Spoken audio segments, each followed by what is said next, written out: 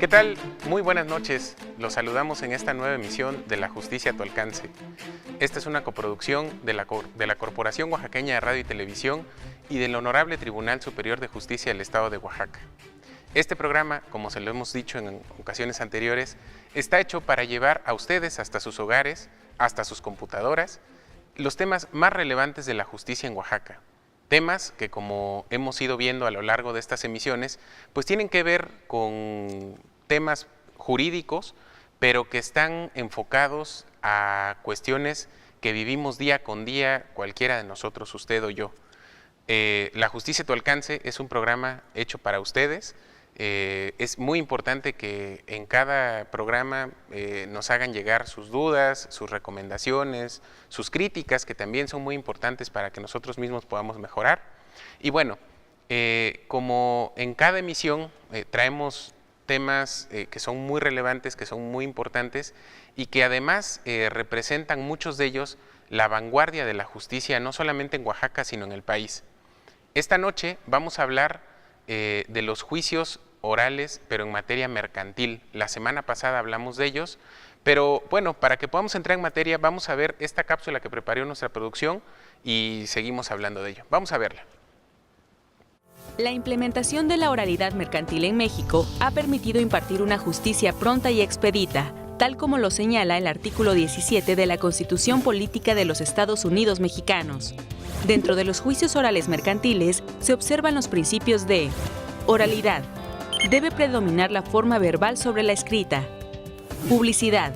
El derecho que tienen las partes y los terceros a presenciar todas las diligencias y en especial las relativas a pruebas. Igualdad.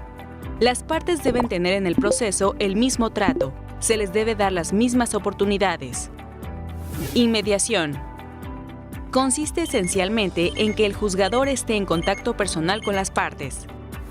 Contradicción. El tribunal da a las partes la oportunidad de ser oídas en defensa de sus derechos. Continuidad. Que se formulen ante el juez las cuestiones litigiosas y sea este mismo juez quien pronuncie sentencia definitiva, teniendo pleno conocimiento de causa. Concentración. Deben reunirse todas las cuestiones litigiosas para ser resueltas en la sentencia definitiva. Asimismo, el Código de Comercio, en el libro quinto, título primero, capítulo 8, denominado de las competencias y excepciones procesales, señala factores para determinar cuándo un litigio queda o no. La competencia por materia.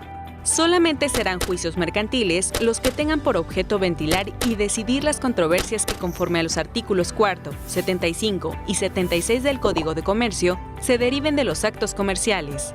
Además, cuando conforme a las disposiciones mercantiles para una de las partes que intervienen en un acto, éste tenga naturaleza comercial, y para la otra tenga naturaleza civil el conflicto que del mismo se derive, se regirá conforme a las leyes mercantiles. La competencia por grado. A cada momento de conocimiento del litigio se le llama grado o instancia. El juzgador que conoce del asunto en primer término es llamado de primera instancia o de primer grado. En caso de recurrirse a la resolución, el recurso será resuelto por el tribunal del segundo grado o de segunda instancia. La competencia por cuantía. Este factor se determina por el valor pecuniario que pueda asignarse al juicio. La competencia por territorio.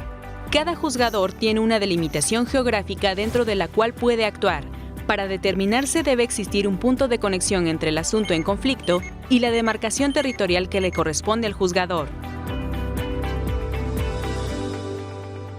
Bueno, pues como ven, la oralidad en materia mercantil es una materia muy importante, es una cuestión que además resulta bastante vanguardista. Sabemos que los juicios orales, la materia penal es la que ha venido abriendo la brecha, pero detrás de los juicios en materia penal pues vienen los juicios en materia mercantil y en otros momentos vendrán también los juicios civiles y familiares que también están ya encaminándose en la ruta de la oralidad. Para hablar de este tema en específico de la oralidad en materia mercantil, nos acompañan tres funcionarios del Tribunal Superior de Justicia que tienen intervención directa, que nos van a hablar con verdadero conocimiento de causa de algunos de los temas más relevantes sobre esta cuestión. Y bueno, los presento. A mi derecha me acompaña esta noche la licenciada Betsaida Cruz Mendoza. Ella ya había estado con nosotros. Ella es directora del Centro de Justicia Alternativa. Licenciada, muy buenas noches. Muy buenas noches, Adrián. También nos acompaña la licenciada Marta Elena Gómez Carreño. Muy buenas noches. Buenas noches. Ella es titular del Juzgado Cuarto Civil del Centro. Y también nos acompaña el licenciado Miguel Hernández Bautista. Él es juez especializado en materia oral mercantil.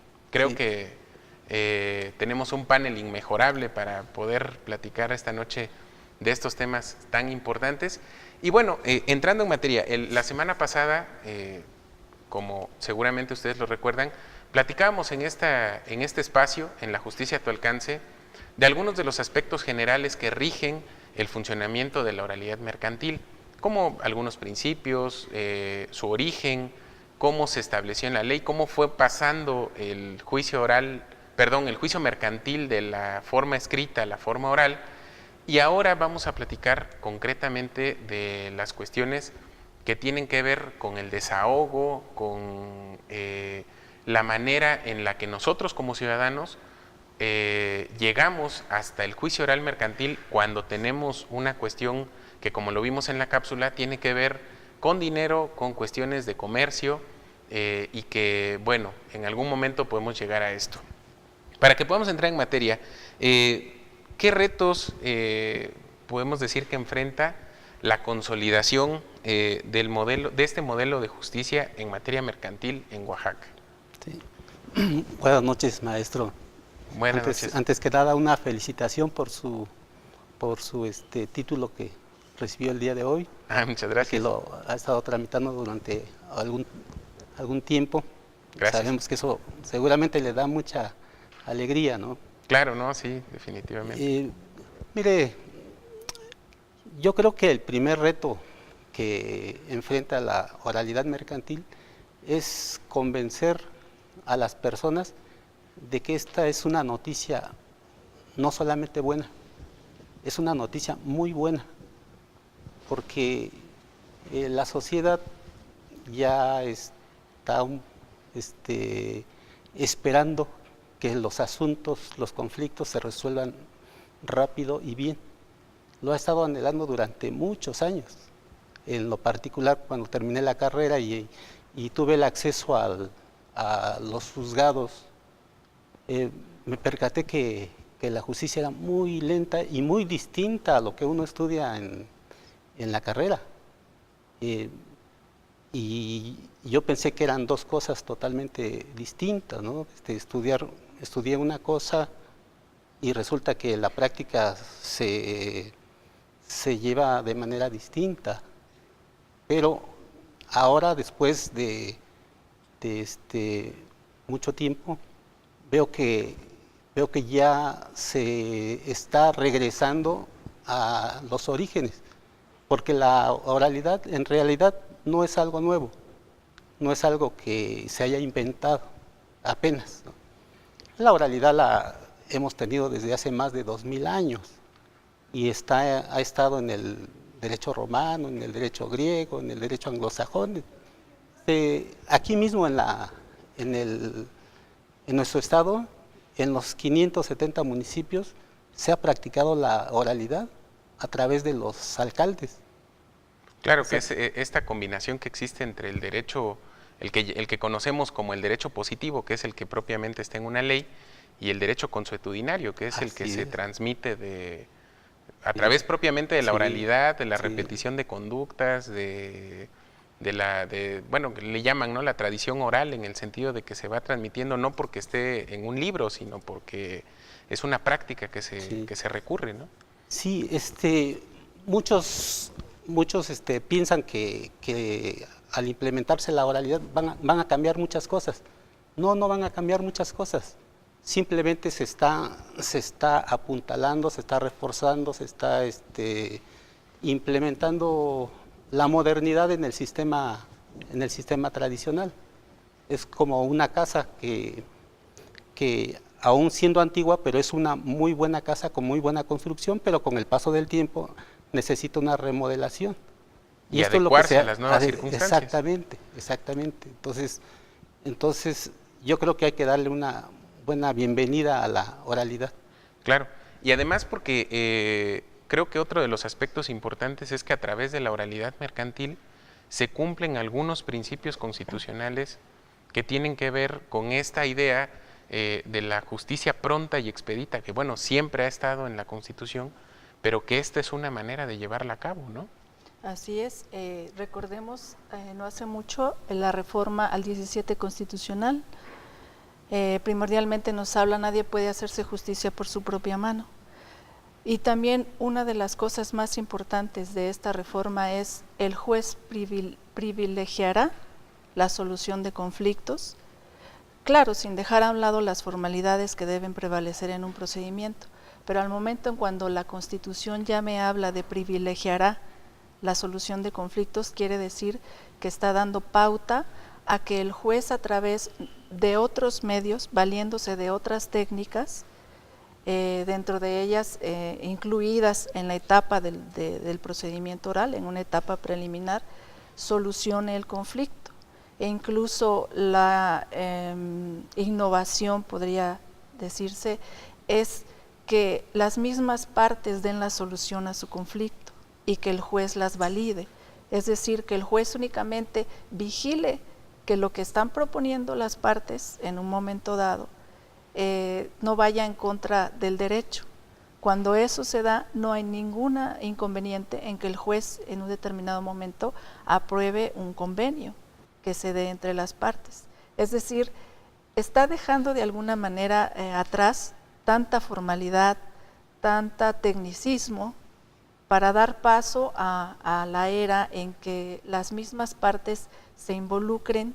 Es por eso que es importante la presencia del juez, porque en los juicios escritos actualmente el juez está presente, pero muchas de las ocasiones tenemos desahogos de 2 o 3 diligencias al mismo tiempo, al grado de que es el mismo secretario el que conoce a las partes. El juez muchas de las veces no conocemos a las partes, no escuchamos su voz, no vemos sus movimientos, muchas cosas que en un momento dado serían importantes. Ahora en el juicio oral el juez está presente y el juez es el que tiene sus 5 sentidos en la audiencia. Y abocándose a un asunto en específico. Y abocándose, ¿no?, a un asunto, dándole especial atención a las partes, estando ahí, escuchando a uno, escuchando al otro. Por eso en el programa pasado se hablaba de los principios: publicidad, inmediación, contradicción. Entonces, a través de estos juicios se da esa oportunidad. Muchas de las ocasiones dicen, ¿por qué el juez no está en mi diligencia? El juez ni siquiera me vio, ¿no? Y actualmente con los juicios orales está presidiendo, está escuchando de viva voz, está interrogando a los testigos, está viendo y calificando cómo interroga a una de las partes, a la contraria, y sobre todo está privilegiando esa solución de conflictos, porque actualmente ahora ya podemos nosotros incluso intervenir en un procedimiento de conciliación o mediación, que anteriormente esto no era posible. Claro, que además una de las cosas que nos decía en el programa anterior uno de los magistrados que nos acompañó, y hacían mucho énfasis en eso, ¿no? Decían, en el procedimiento escrito a veces puede llegar a ser tan largo el periodo entre que hay una actuación y otra, que decía, ¿no?, en el momento en que entregan una promoción, que es el escrito que se entrega, que así se conoce coloquialmente, lo reciben, lo acuerdan, notifican a la otra parte contesta, decía, y en ese lapso pueden pasar 1 o 2 meses, y un proceso que a lo mejor tendría que resolverse en un periodo corto, a lo mejor por su cuantía, a lo mejor porque no reviste mayor complejidad, o bueno, por alguna de las circunstancias que de las muchas que pueden haber, pues resultaba un proceso muy alargado, muy tortuoso para las partes. Sí. Y bueno, creo que este también es un aspecto muy importante de la oralidad en materia mercantil. Si hubiera que hablar, no sé, en términos de porcentajes o en términos de tiempos, ¿a cuánto pudiera pensarse que se reduce en cuestión de tiempo y en cuestión de practicidad un juicio desahogado de manera oral?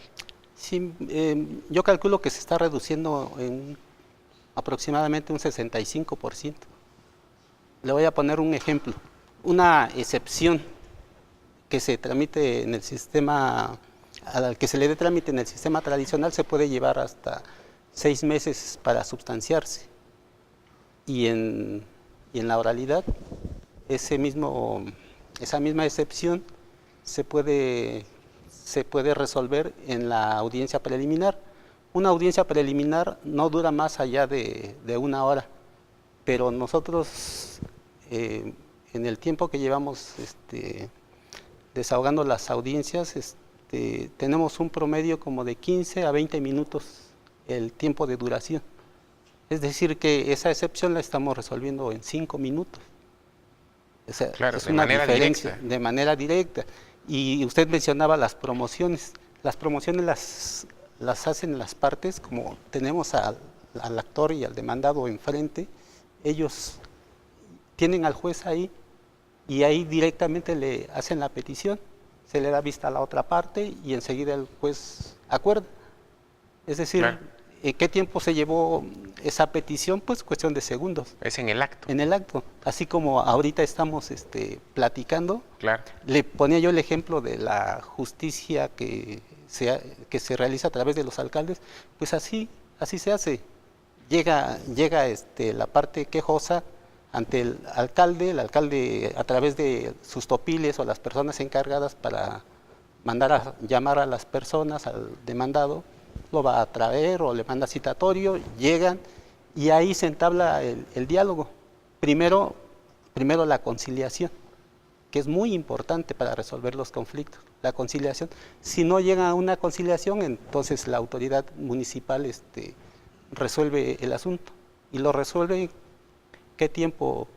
Claro, en lo que dura propiamente 1 hora, audiencia, 2 horas, no creo claro. que se lleve más de 3 horas. Y se resolvió ese asunto. Claro. Entonces, mucho de esos principios estamos retomando. Claro, pues bien interesante.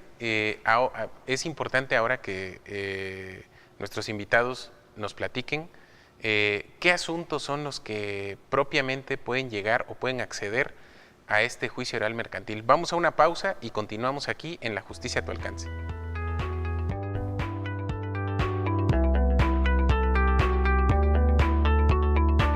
Dentro de los cambios significativos al Código de Comercio en materia de juicios orales mercantiles están los siguientes. El RFC y la CURP, tratándose de personas físicas, son requisitos que deben constar en la demanda.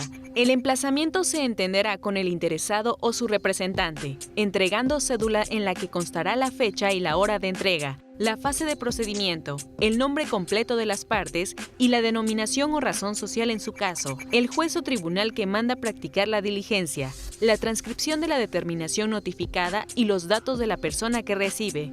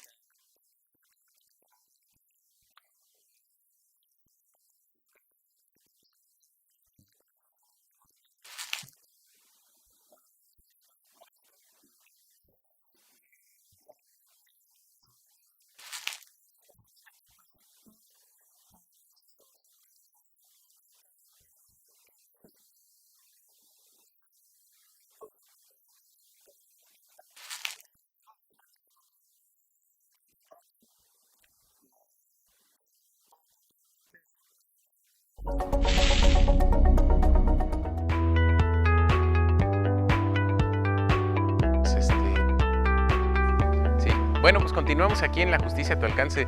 Estamos fuera del aire platicando sobre el tipo de asuntos y los montos que actualmente y que progresivamente van a ir incluyéndose en la oralidad mercantil, atendiendo también a las preguntas que ustedes nos hacen el favor de enviarnos, que van encaminadas en ese sentido de lo que decíamos hace un momento antes de ir al corte, de cuáles son esos asuntos en específico que pueden llegar a la materia mercantil y a la oralidad mercantil propiamente, y cuáles son esos montos a través de los cuales se pueden desahogar este tipo de asuntos.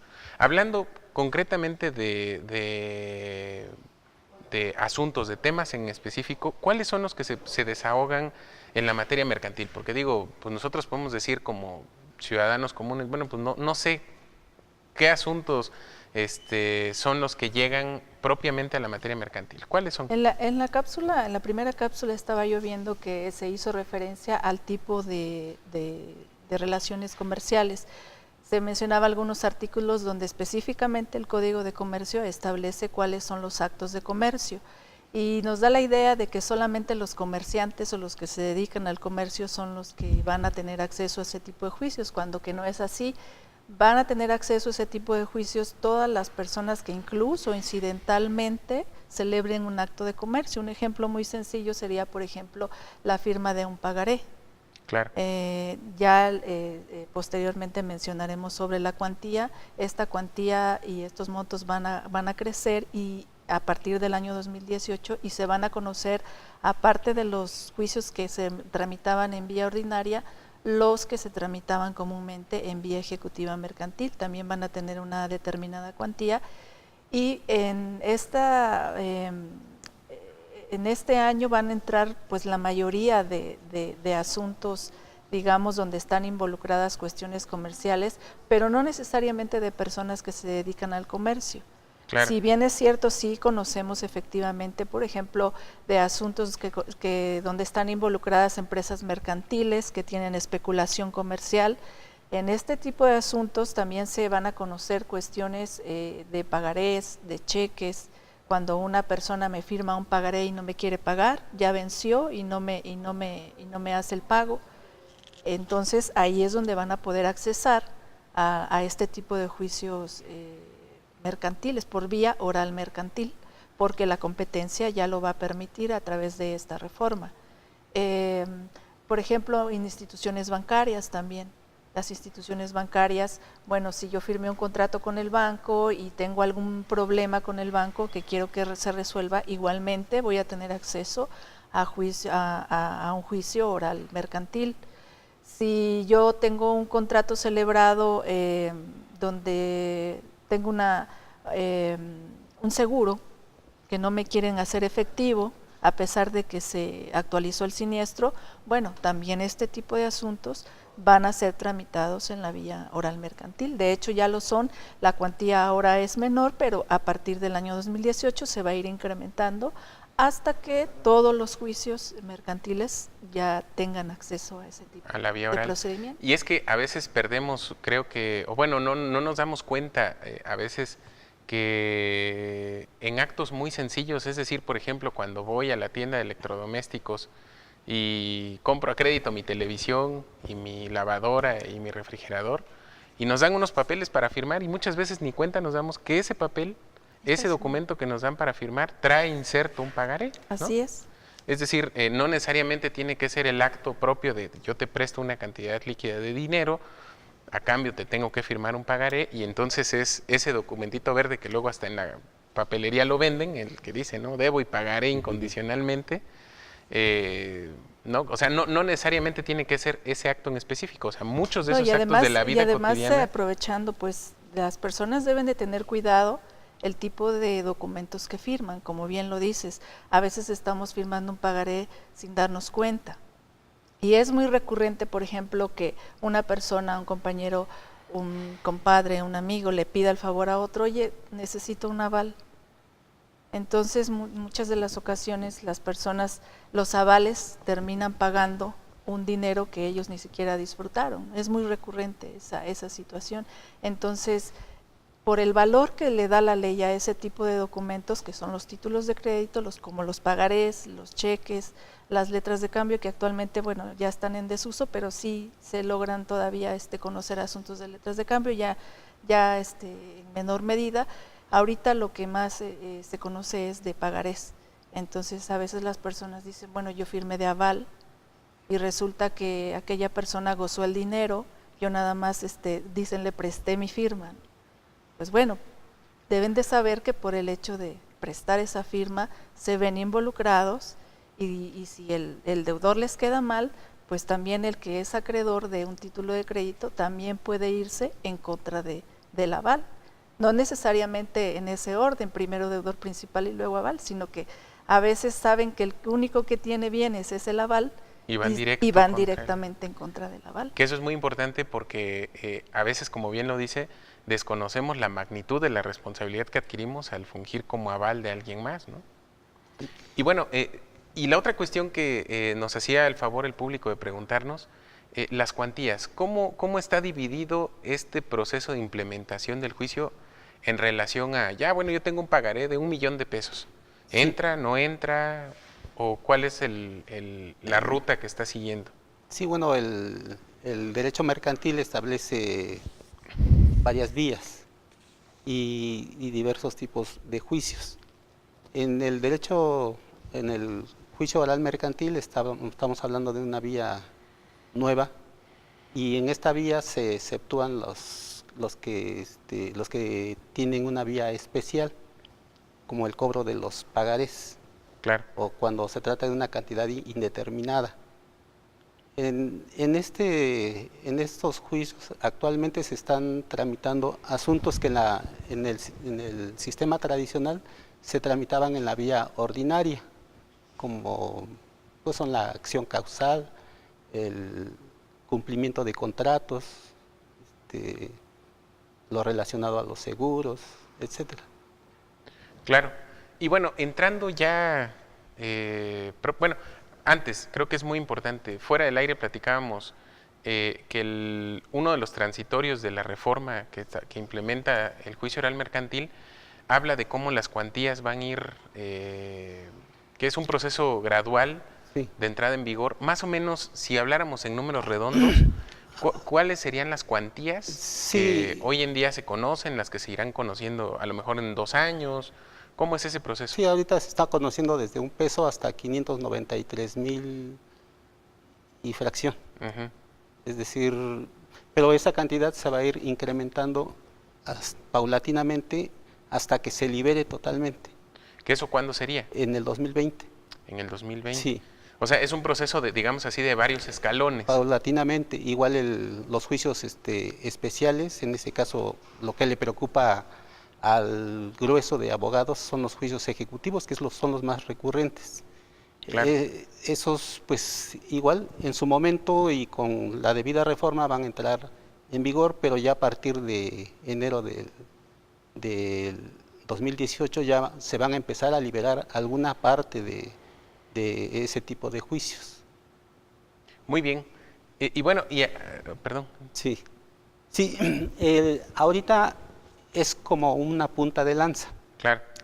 Tal vez no estemos hablando de la cantidad de asuntos, o sea, de todo el universo del orden mercantil que se esté tramitando en la vía oral, pero sí se está abriendo brecha, como decía usted, sí se está poniendo las bases para que en su momento paulatinamente se vayan liberando los demás juicios mercantiles hasta que todo sea oral. Nosotros estábamos preocupados porque la oralidad en materia mercantil va a ir entrando paulatinamente, pero de repente viene una reforma a la Constitución y ahora resulta que los juicios civiles y los juicios familiares también ya van a ser orales. Y yo pienso que van a entrar en vigor más rápido este tipo de juicios que todo el universo de juicios mercantiles. Claro, y que implica también pues un reto enorme para todos los operadores, ¿no? No solamente para los jueces, sino para los abogados, para todos los que tienen algún tipo de... Pues esa es la preocupación. Esa es la preocupación porque se piensa que se va a tener que invertir muchísimo dinero para que se pueda echar a andar este nuevo sistema. Y también se está pensando de que se va a tener que hacer quizás una especialización en esta rama, pero yo le decía al principio que esto no es así. Es decir, a los abogados no se les va a enseñar cómo se redacta una demanda en materia mercantil, ni cómo se redacta una contestación, ni cómo se hace un emplazamiento. Ellos ya lo saben, ya lo conocen. Tampoco se les va a enseñar cómo se desahoga una prueba, porque en el sistema tradicional se desahogan de manera oral. Es decir, un interrogatorio a un testigo se le hace de manera oral, aun cuando lo haga el secretario, pero de todo modo la pregunta se la hace de manera oral, no le pasa el escrito y la contestación se la hagan por escrito, ¿no? De manera oral le preguntan y el testigo contesta igual de esa misma forma. Lo mismo pasa en este sistema. Es decir, el desahogo de pruebas pues no tiene mucha diferencia. Y ahora, entrando justamente en ese tema, ¿cuáles son las etapas que tiene el juicio oral mercantil? Pues recordemos que el juicio oral mercantil es un sistema mixto. ¿Por qué mixto? Porque tiene una etapa que es escrita, tal como la conocemos. Hay una demanda, la demanda se tiene que presentar por escrito, hay una contestación de la demanda que también es por escrito y una contestación de la demanda que nosotros le llamamos contestación de vista. Entonces, con esos tres escritos se fija la litis. Ese es como actualmente se conoce también, por eso es mixto.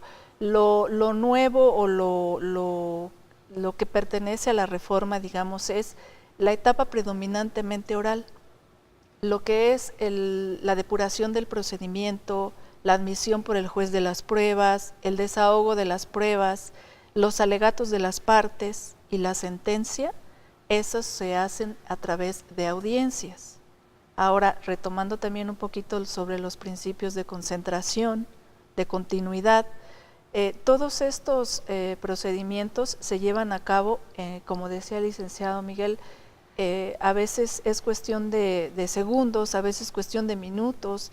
La audiencia más larga que en mi caso llegué a conocer duró 3 horas en el desahogo de pruebas, porque hubo interrogatorio a los testigos y demás, pero estamos hablando de que en un solo día, en 2 o 3 días ya estamos desahogando pruebas, ya estamos admitiendo, desahogando y depurando el procedimiento. Es decir, cuando el juez ya dicta la sentencia es porque ya hay una depuración del procedimiento, porque ya hay un desahogo de pruebas, porque las partes ya alegaron y lo único que le toca a él es definir la situación, si es que antes no llegaron a una conciliación o a una mediación. La primera etapa yo creo que es la relevante porque en esta etapa de depuración del procedimiento, que se llama etapa preliminar, en audiencia preliminar, en esta audiencia preliminar donde se califica, por ejemplo, la personalidad, en donde, digamos, se resuelven todas las cuestiones incidentales, lo que no tiene que ver con el fondo del asunto. Entonces, aquí hay contemplada una etapa que la ley le llama de conciliación y o mediación. Entonces, yo creo que ese es el reto porque actualmente, bueno, a través y gracias a la ayuda de la Escuela Judicial, coordinado con la directora del Centro de Justicia Alternativa, los están preparando a los jueces para tener mayores herramientas para nosotros poder intervenir incluso en un procedimiento de mediación o conciliación. He ahí lo relevante porque, pues como te decía yo hace rato, bien vale la pena que las partes sean las que den la solución a su conflicto, que no es necesario que lleguen a una sentencia, que el juez tenga esas herramientas para poder avenir a las partes y que de ellas mismas salga la solución, porque sobre todo en este tipo de conflictos, si yo estoy consciente de que le debo a alguien, de que le firmé un pagaré, bueno, no te puedo pagar, dame oportunidad de pagarte, no sé, en determinado plazo, en determinada fecha. Entonces se hace como más humana la justicia, ya no se ve tan fríamente, ya no se ve nada más en papel, sino que estamos ahí escuchando a las partes, los motivos que incluso tuvieron para endeudarse, o los motivos que tuvo el deudor para dejar de pagar. Entonces ya involucra como cuestiones más humanas el procedimiento. He ahí la importancia de esta etapa de conciliación y mediación. Claro, que es muy importante porque creo que hasta ahora la justicia en general ha estado muy enfocada a resolvamos el conflicto a través de una sentencia. Y este enfoque particularmente nos lleva a otras vías que, como lo decíamos al inicio, es en cumplimiento de ese principio constitucional establecido recientemente de que el juez debe privilegiar la resolución del asunto por encima de las formalidades procesales. De esto vamos a continuar hablando después del corte. Vamos a una breve pausa y continuamos aquí en La Justicia a tu alcance.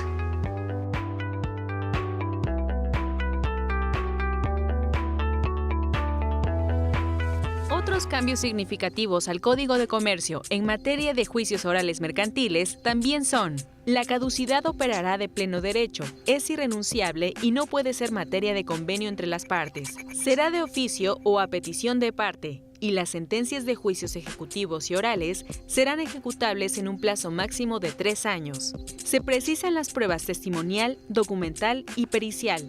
En el juicio ejecutivo mercantil, los alegatos se formularán verbalmente en la última audiencia de pruebas y se incorporan nuevas reglas de ejecución.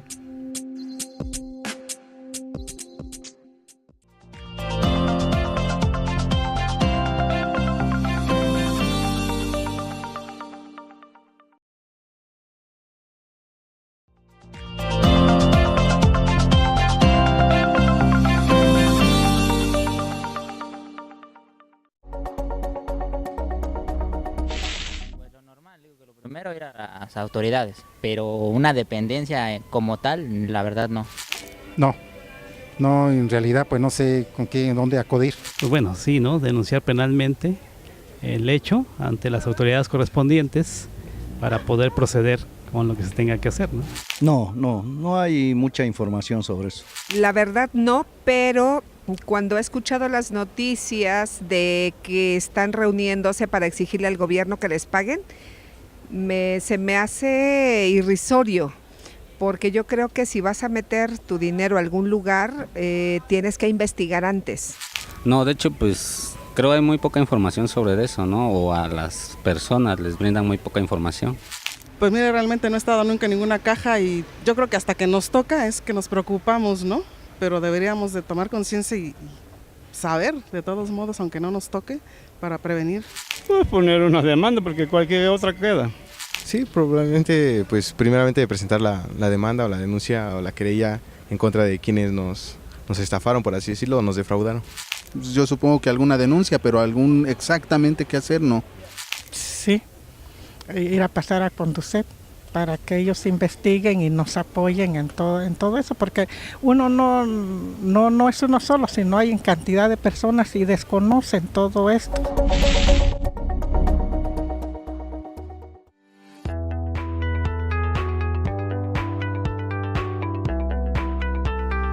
Regresamos aquí a La Justicia a tu alcance, pasando aquí el momento complicado de que acaba de temblar, pero bueno, como siempre hay que mantener la calma y seguir las recomendaciones que conocemos desde siempre, pero que nunca está de más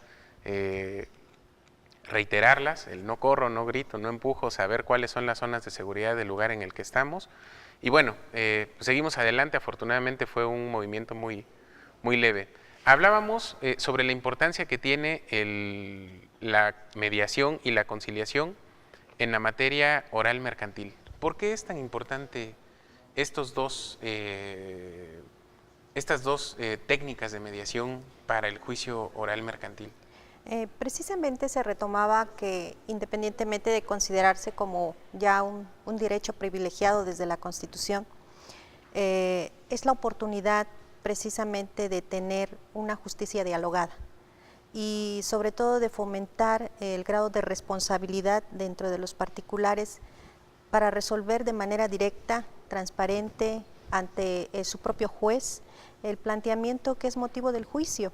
Y es precisamente en la audiencia preliminar en la que en su segunda fase de su desarrollo, una vez que han analizado las cosas que pueden ser sencillas, que son incidentales, aborden la oportunidad que tienen ellos de dialogar en un espacio lógicamente privado, donde pueden ellos expresar las circunstancias que motivó el hecho de haber acudido ante el juzgado sobre la deuda, los motivos por los cuales, como lo comentaba la licenciada Marta, en relación a lo que generó el retraso en el pago.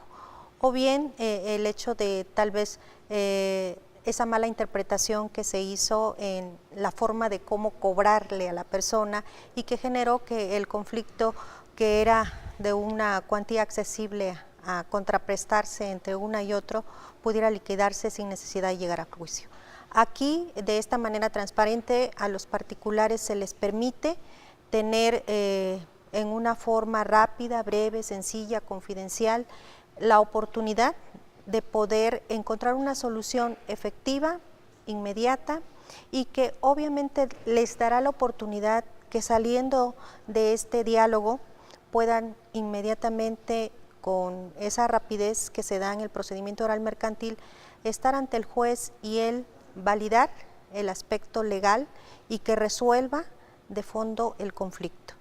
Esto nos genera no solamente la responsabilidad, sino también una visión a futuro de hacer una permanencia de las relaciones interpersonales de respeto y de alguna forma fomentar una colaboración social en que la gente pueda asumir desde este punto de vista, no solamente en un periodo procesal, sino también como educativo, que en casa, en sus actividades comerciales cotidianas, diarias, relaciones interpersonales, pueda aprender este modelo de resolución que puede ser ante la mediación o conciliación.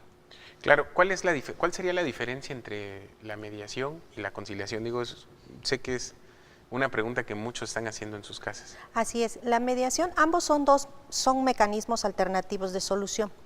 La mediación, tanto en la mediación como en la conciliación interviene un tercero.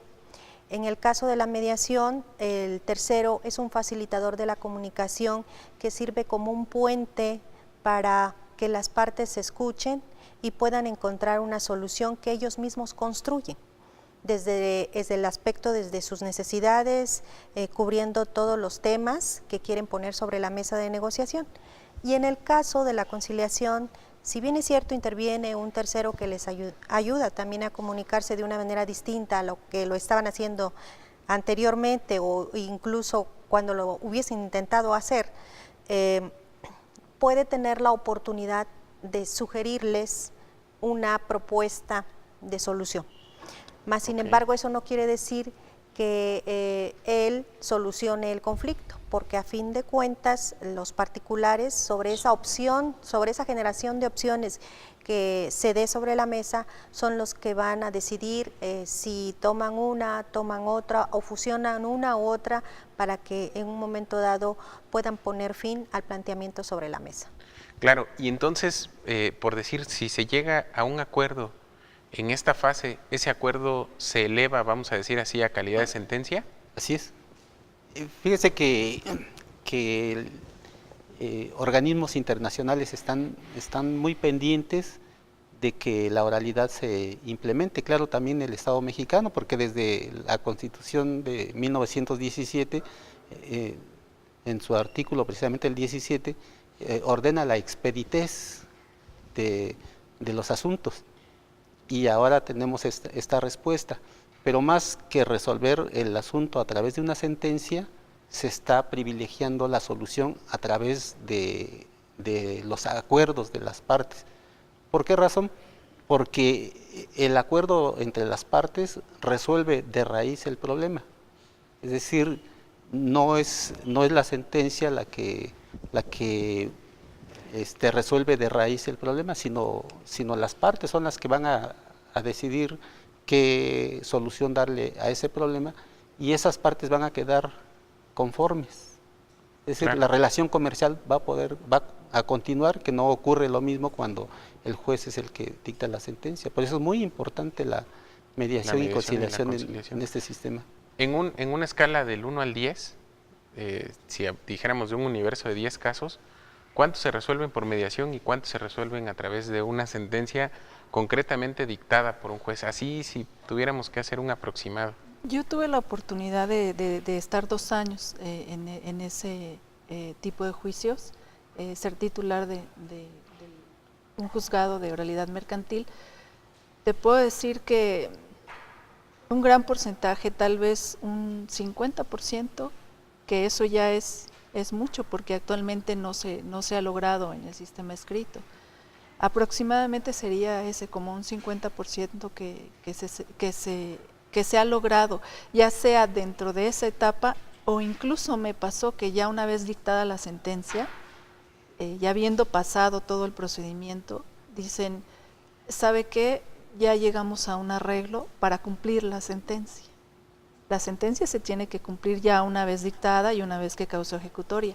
Entonces, sí pueden llegar a un arreglo con la finalidad de cumplirla. Es decir, si el juez ya determinó que se debe cierta cantidad, que se tiene que pagar cierta cantidad, ellos se ponen de acuerdo nada más en la forma en que se va a cumplir. Y se ha cumplido. La experiencia mía ha sido que se ha cumplido. Cuando viene de las partes la solución, se cumple. Claro. ¿En dónde pueden encontrar, porque el tiempo se nos agota, en dónde están los juzgados en materia mercantil en Oaxaca? ¿Dónde los pueden encontrar? Sí, para que las personas se ubiquen, están donde actualmente están los juzgados familiares y civiles. Muy bien, pues como ven y como casi todos los programas se nos han ido como agua entre las manos, les agradezco mucho, primero a ustedes, nuestros invitados, muchas gracias por haber estado esta noche con nosotros. Y bueno, sobre todo agradecerles a usted por el favor de su atención. Aquí nos vemos el próximo miércoles a las 7 de la noche por Cor TV. Muchas gracias y muy buenas noches.